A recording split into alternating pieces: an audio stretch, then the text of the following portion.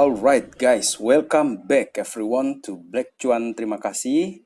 Terima kasih teman-teman telah mengupdate berita dari channel ini. Kali ini kita bicara mengenai beberapa prediksi, kemudian beberapa berita yang terkait dengan FOMC meeting, serta yang sering sekali saya ini bahas ya, mengenai alt season, yang banyak sekali orang meragukan hal tersebut akan datang atau tidak, teman-teman. Saya masih berpegang kepada keyakinan saya di sini mengenai salah satu koin yang akan membuat alt season itu terjadi. Oke, teman-teman, untuk keadaan market kita di sini, Bitcoin lagi-lagi setelah turun ke 100.000, 101.000, sekarang ini lagi-lagi dia naik nih, teman-teman. Ketika saya record video kali ini di 102.000 dan si Ethereum-nya masih anteng-anteng aja ya di $3.100. Dan untuk keadaan market ya, sementara ini Bitcoin ini kan bermain di area 102.000 ketika pembelinya ini udah mulai merasa pesimis, teman-teman. Jadi kalau udah mulai pesimis orang-orang ini, itu biasanya kasih pertanda yang kebalikan. Biasanya, memang ini tidak sesuai dengan logika juga ya, tetapi ini berdasarkan riwayat saja saya ngomong di sini. Kemudian ada juga ketakutan kemarin itu gara-gara adanya DeepSeek atau fenomena DeepSeek ya, yang menyebabkan saham-saham teknologi di Amerika Serikat itu terjungkal ya, terjatuh. Akan tetapi teman-teman, sampai sejauh ini untuk Nvidia sendiri ternyata akhirnya dia bounce back setelah terjadi deep sell off kemarin itu, sahabat Black Cuan. Sebenarnya kalau kita bicara tentang kepemimpinan ya, si Donald Trump di Amerika, dia lebih cenderung untuk mendukung aktivitas ekonomi dalam negeri. Kita lihat aja TikTok itu kan mau di-ban itu sama dia. Bahkan dia sudah bilang nih, siapa yang mau beli TikTok nih, orang-orang kaya, Elon Musk kah, atau Mr. Beast kah, beli aja TikTok katanya dia. Karena memang urusannya Trump ini adalah dalam negerinya. Dia ingin benar-benar menggeliatkan ekonomi itu di dalam negeri. Makanya dia berani nih mau ambil tindakan untuk pasang tarif gitu kan. Untuk menggenjot produksi ataupun apa yang terjadi di dalam negeri. Akan tetapi ekonomi atau makro itu tidak sesimpel seperti itu karena ada isu juga dengan negara-negara lain seperti itu, teman-teman. Akan tetapi sisi positifnya yang saya bisa bilang adalah bahwa si Donald Trump ini tipikal presiden yang mendahulukan ya kepentingan dalam negerinya di atas segala-galanya, terutama di bidang ekonomi. Itu opini saya terkait dengan Trump dalam hal ini. Meskipun ini keluar dari topik, kemudian teman-teman, untuk pertama kalinya The Fed akan ketemu dengan Trump. Apakah lagi kita ngomong ya, apakah nanti kakek kita Jerome Powell ini akan mau mengikuti apa yang diinginkan oleh Donald Trump. Donald Trump kan bilang ingin potong suku bunga atau ingin pangkas suku bunga. Sementara selama ini pengetahuan umum kita menyatakan bahwa bank sentral itu tidak terkait kepada pemerintah. Di depan atau di formalnya seperti itu. Di belakang layar manalah kita tahu. Jangan-jangan mereka ini udah saling DM-DM-an kan. Woi, turunkan itu suku bunga. Kalau enggak kamu saya pecat. Meskipun tidak bisa juga ya, karena kan katanya ini independen. Katanya, teman-teman. Oke, buat sahabat Black Cuan yang mungkin punya prediksi tentang The Fed ini nanti, apakah dia akan dovish atau dia malah hawkish, teman-teman? Coba berikan opini kalian di kolom komentar.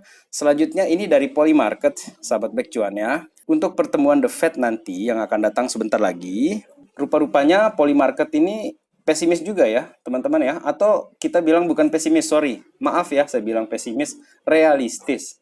No change. Tidak ada perubahan, 98,6%.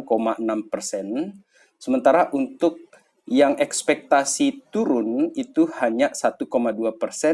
Dan sisanya untuk 25 plus basis point di sini naik itu di bawah 1%. Oke, teman-teman, saya ikut pollingnya Benjamin Cowen di sini iseng-iseng ya. Apakah Powell ini akan menghentikan kuantitatif tighteningnya besok ya di Amerika saat FOMC meeting, dan saya taruh aja nih yes gitu kan. Dan ternyata memang realistis ya, seperti saya katakan tadi, realistis. Banyak orang yang tidak meyakini akan terjadi QE besok itu, atau kasih tanda lah. Sebentar lagi kita akan QE, jadi sekarang kita pause. Belum, teman-teman. Ini buktinya, 57,5% di sini yang masih realistis menganggap bahwa ini masih dalam quantitative tightening. Selanjutnya teman-teman, Gunlach juga di sini memprediksi masih no change in years teman-teman. Dan dari Borovic di sini seperti yang saya katakan tadi ya, apakah Powell ini akan terpengaruh secara politis dengan Trump, itu kita akan lihat nanti seperti apa dia akan terjadi. Karena jika lower rates ini terjadi, teman-teman, itu artinya sama dengan bull market. I am bullish ini menurut si Borovic. Selanjutnya, teman-teman, kita ngomong fokus ke Bitcoin-nya di sini ya. Ini ada datang dari Senator Cynthia Lummis yang mengajukan proposal untuk strategic Bitcoin reserve di sini dengan target Amerika akan membeli 200.000 BTC setiap tahun selama 5 tahun ke depan dan ditahan selama 20 tahun, dan goal dari strategic Bitcoin reserve ini nanti akan memangkas setengah dari utang atau US national debt in 20 years guys, dalam 20 tahun. Ini bayangannya atau visinya mengenai strategic reserve tersebut atau strategic Bitcoin reserve tadi itu. Pertanda mengenai ini akan dilakukan itu semakin jelas teman-teman, bahwa akan takes time. Yes, akan takes time dulu. Mungkin mereka bakalan deep dive dulu untuk mempelajari segala macam resiko ataupun manfaat dari project mereka ini. Kemudian kita beralih ke Doge ya di sini.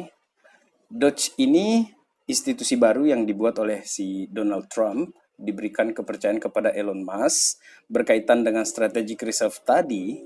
Dengan apa yang dilakukan oleh Doge ini, sahabat Black Cuan, dia ini sudah save ya, atau mengurangi anggaran yang harusnya berlebihan itu sebesar 1 billion per hari, teman-teman. Luar biasa si Elon Musk di sini.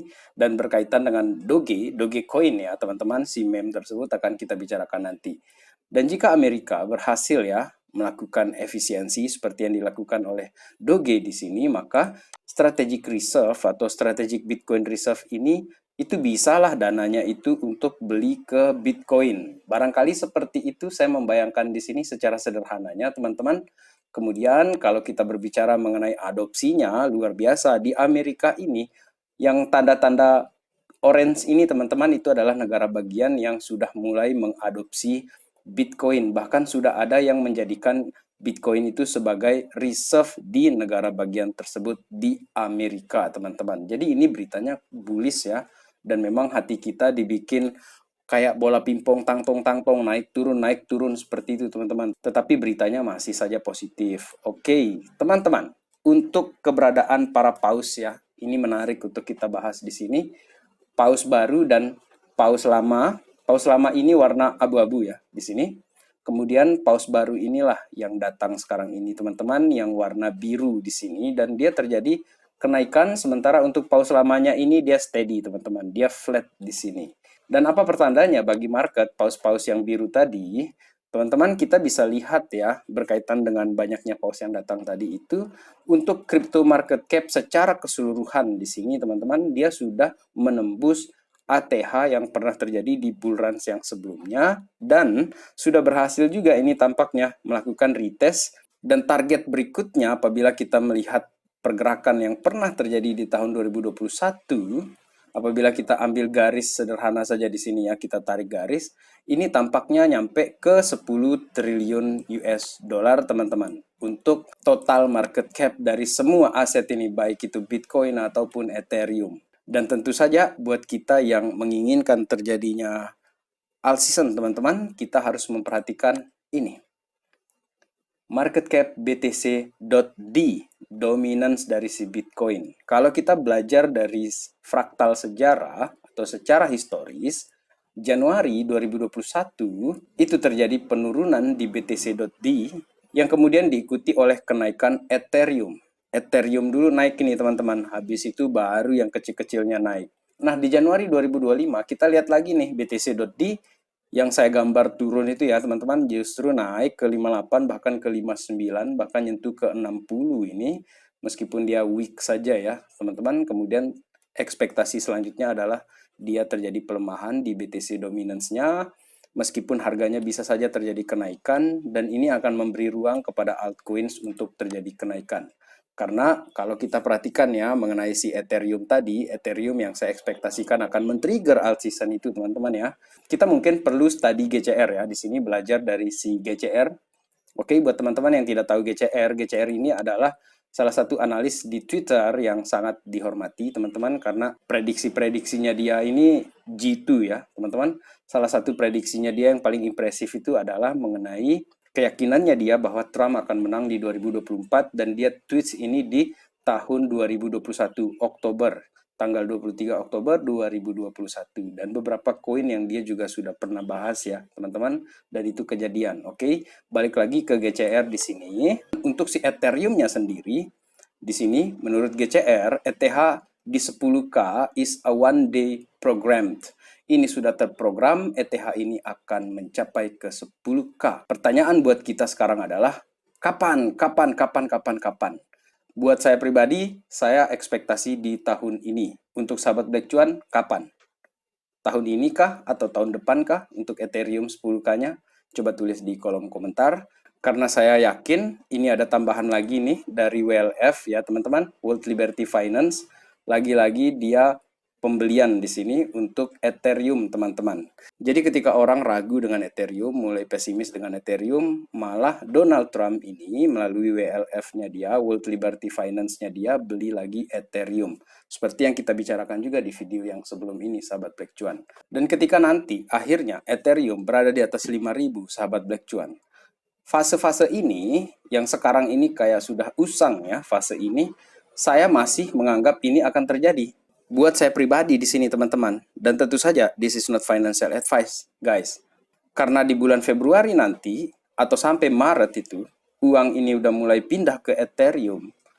Saya mulai membayangkan nih ekosistem yang ada di dalam Ethereum itu atau koin-koin yang ada di dalam jaringannya Ethereum itu akan geraknya seperti apa. Itu bayangan saya apabila Februari ataupun Maret nanti Ethereum akan mulai pergerakan besarnya, sahabat Black Cuan.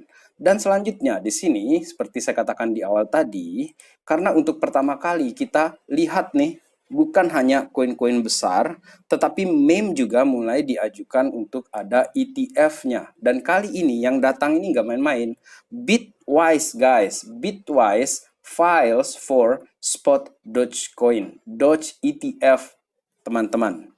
Serius orang-orang ini menggarap ETF. Jadi kalau misalnya di era Biden atau di era Kamala Harris yang memimpin Amerika saat ini, saya tidak percaya itu akan terjadi, teman-teman. Tetapi di eranya Trump ini, memang sekarang ini belum kerasa, teman-teman. Tetapi mari kita tunggu saja dulu sementara ini. Sampai beberapa bulan ke depan, itu bayangan saya di tahun 2025 ini. So guys, beritanya sudah positif, maka sekarang kita tunggu dulu. Memang ke depan ini akan ada bumpy roads, guys. Untuk itu kita let's be strong. Dan terima kasih telah menonton update kita kali ini. In the meantime, let's enjoy the bumpy road guys. Salam Black Cuan. Peace, my friend.